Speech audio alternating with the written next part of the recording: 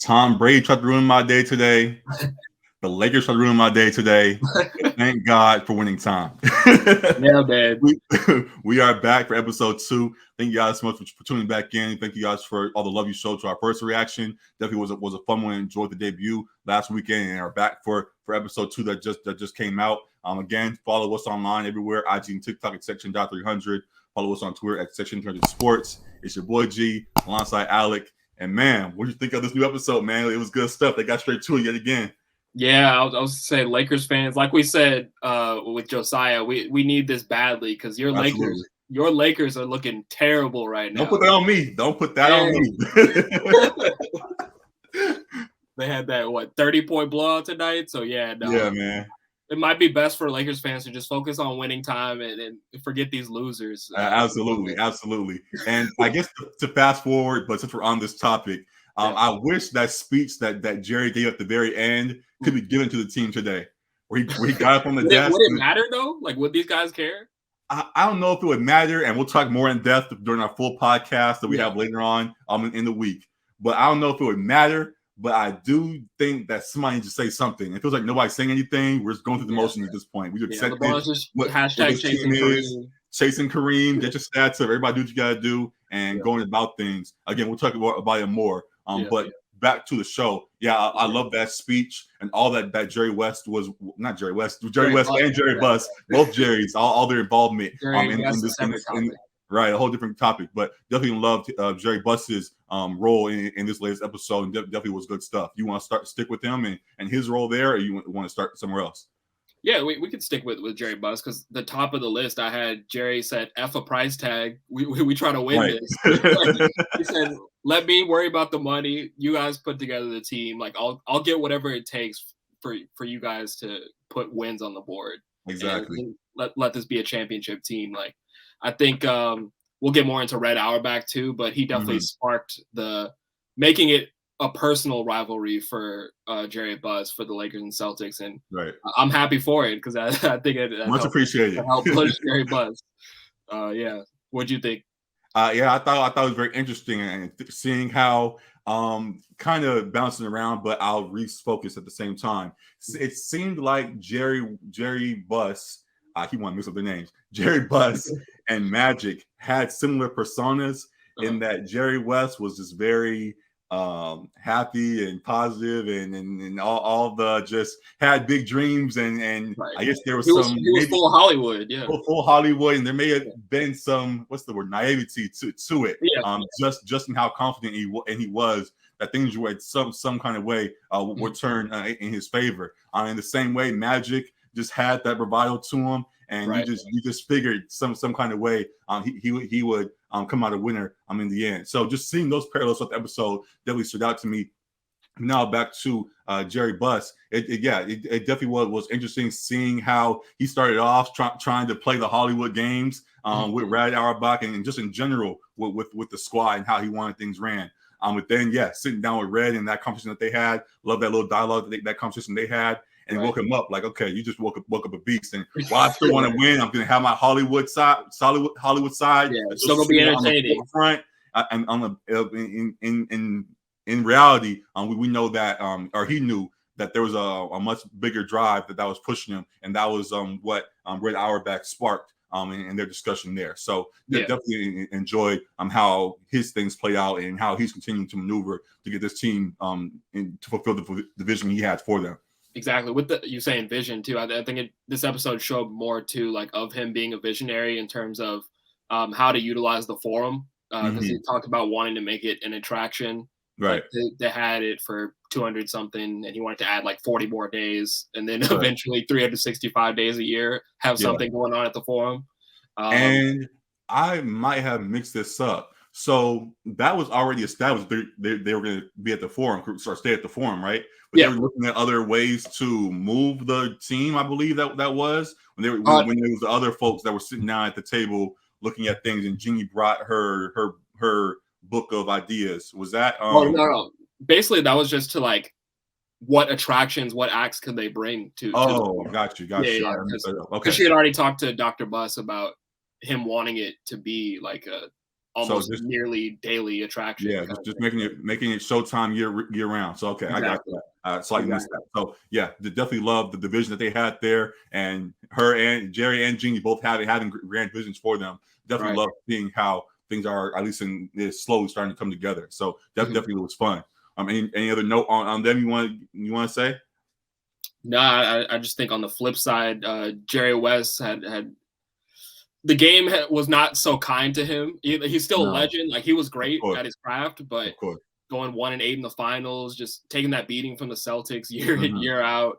And then it just felt like upon like his retirement, you saw like the fire like wasn't quite there anymore. It was like his will was like almost gone, like shattered by the end. Just out of frustration, out of I wouldn't even say frustration. I think it was more so fatigue.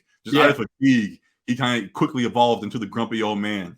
So it was interesting to see how that played out.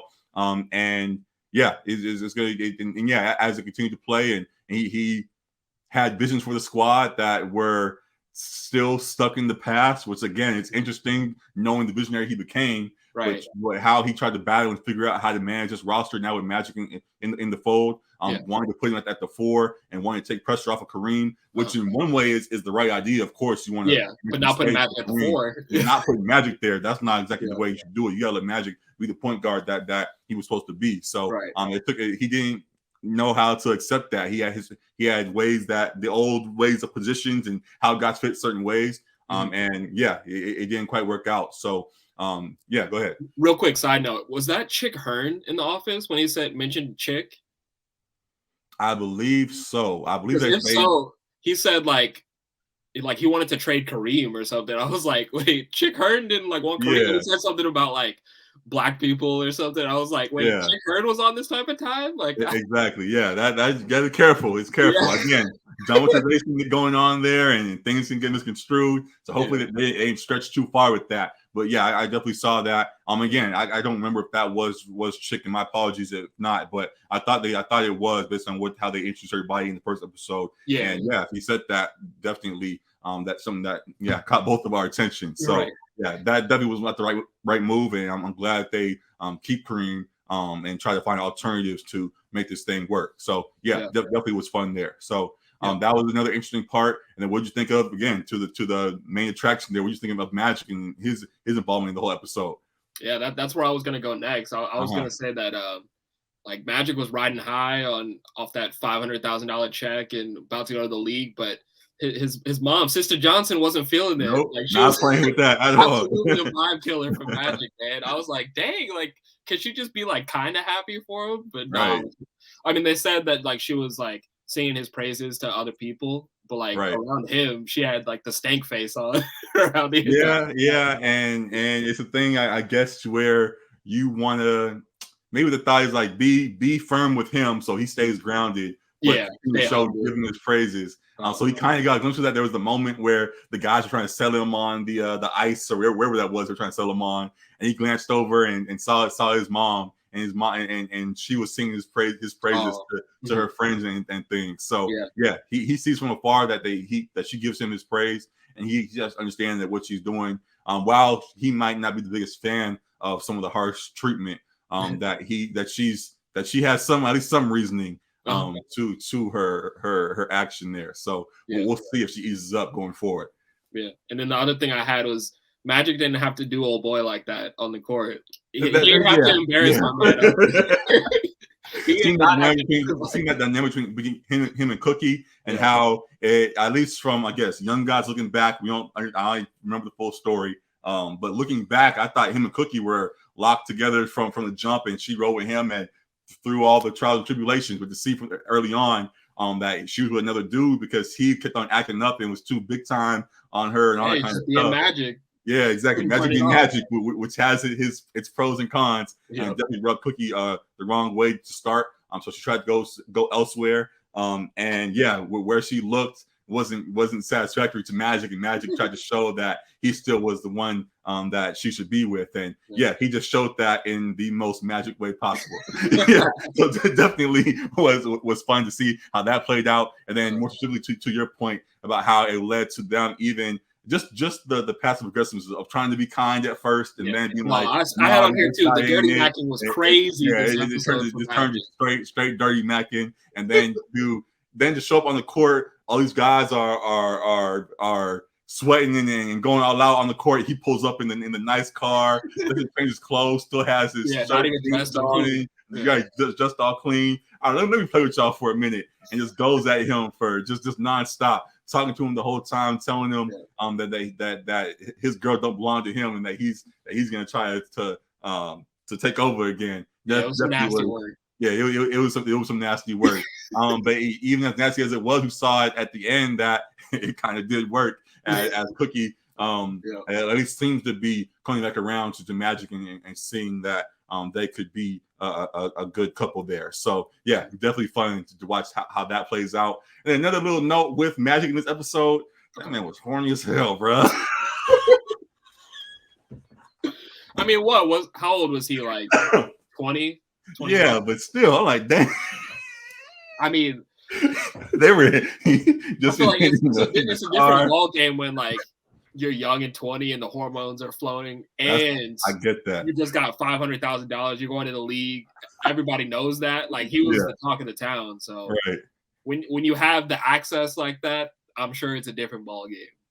I'm sure. I'm very sure. So that was crazy to see. And then again, just trying to piece everything together. Again, just seeing the parallels between him and Jerry, seeing what he's already doing out there in Michigan, wherever, and then he's gonna be going to LA with Jerry as he acts, wanting to create this whole Showtime. I could see how that could be a very a dangerous combination. So yeah, we talked about in the first episode how you might have to watch the first couple episodes yourself before. You're positive it could be dangerous. I think it's only going to gear up from here. They gave us a little bit in the first couple episodes. Seeing it as it's going, I think they gear up even more from there. So yeah, it's going to be interesting. Definitely give it a first run through by yourself and then bring Pops around just to make sure it ain't too crazy. But definitely enjoyed the episode. Again, as we did before, what do you think of just the acting, taking a step back? Or taking a more in-depth step, actually, what do you think of the acting from all the characters in there? Yeah, I thought it was great. I didn't know like Red Auerbach that well, just us having been young, but I thought he did a really good job. Michael Chiklis did a really good job playing Red Auerbach and gave that feeling. Like I think he'd won like 11 titles, I think they said. Right. Like he had that like kind of cutthroat business mentality. Mm-hmm. It kind of reminded me of like just that dialogue that he had with Jerry reminded me of just kind of like the approach that Kobe had to the game, whereas like he wasn't trying to make friends and he didn't care if he came off as a bastard, like he said, like he just wanted to win. Right. They were sitting down at that table and Jerry was trying to work his magic and all of that. And Red was like, are we here for a deal or not? And Jerry was like, no, okay. I see what's really going on here. And he ended up believing that as he did. So yeah, Red was not one to play with. He saw through all the games and was straight business. So yeah, definitely enjoyed seeing that dynamic play out. Absolutely. But yeah, as we said last episode, I think John C. Reilly is phenomenal as Jerry Buss. I think it was perfect casting. Mm-hmm. Interested to see where Genie goes. See, he had another deal closer before Genie, it appears. Right. Yeah, you just got that. Yeah. Took you a second.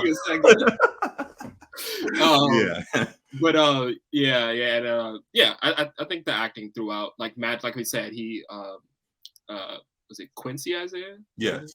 I think he's doing a good job of at least giving us the feeling of Magic. Like you said, it may not look exactly like him, but there's still a couple of times like this ain't Magic, but I get past it and let him do his thing. So once I get past that after the first couple of minutes, he definitely is doing his job, and I'm enjoying his performance there. So and I'm all in. Some people have complained about the breaking the fourth wall or whatever, but I'm like, have you guys not watched an Adam McKay film before? Like, that's even if you watch the Adam McKay film, because I haven't watched a lot of them, as you mentioned a couple of days last episode.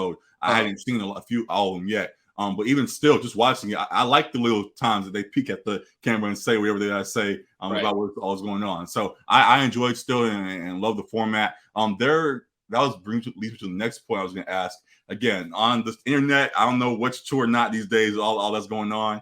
but there were I guess they said that Jonah Hill may have had some. He directed this episode. Okay, I thought that was fake. That's why I had to ease into it just to be sure. So Jonah Hill he even had his name like right before the episode started. Yeah, I missed that part. So yeah, seeing his involvement in that, yeah, definitely enjoy it all. And another great episode in the books. Any other comments on the episode? Yeah, I mean, looking forward to episode 3 more than I am these next few Laker games. So. Absolutely, yeah. The Laker season, yeah. Y'all can have fun with that. We'll discuss it during actual podcasts and things later on in the week. But for Sundays, definitely excited for winning time as it continues to roll on. So great things there. Again, another great episode in the books. A lot of fun stuff in there. Love to hear you guys in the comments. Let us know what your favorite parts were. Any comments you have just about the show in general, definitely let us know. As well as on social media, as we said, IG and TikTok, Section.300, Twitter at Section Sports. Again, follow the pod here, subscribe to the show. Appreciate all the love that's going on. We'll be back later on to talk about all the stuff that's going on in the NBA, March Madness that's coming up, baseball finally back. All the NFL news, God damn it, Tom, and all this other stuff that's going on. Definitely a whole lot of fun things coming up in Section 300. So stay tuned, and we appreciate you guys for tuning in again. Another reaction to Winning Time. Appreciate you guys. We'll see you later. Peace, man. That's all I got. Deuces. Yes, sir.